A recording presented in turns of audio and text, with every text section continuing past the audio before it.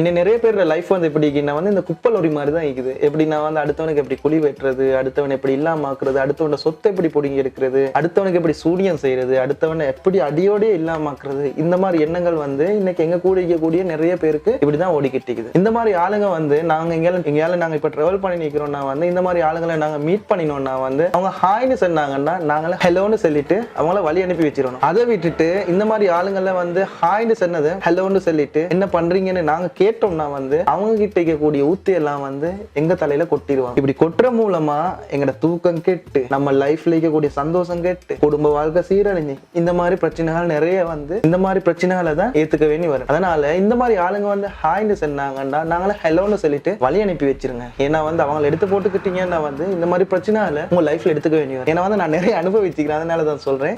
இந்த மாதிரி ஆளுங்களால உங்களுக்கு என்ன பிரச்சனை வந்திக்கின்னு இந்த கமெண்ட்ஸ்ல சொல்லுங்க. அதே போல இந்த வீடியோவை இந்த மாதிரி ஆளுங்களுக்கு டெக் பண்ணி விடுங்க. என்ன நான் சொல்றது, மறக்காம இந்த வீடியோ பார்க்கக்கூடியவங்க சப்ஸ்கிரைப் பண்ணலன்னு இப்பவே சப்ஸ்கிரைப் பண்ணிருங்க. தேங்க்யூ.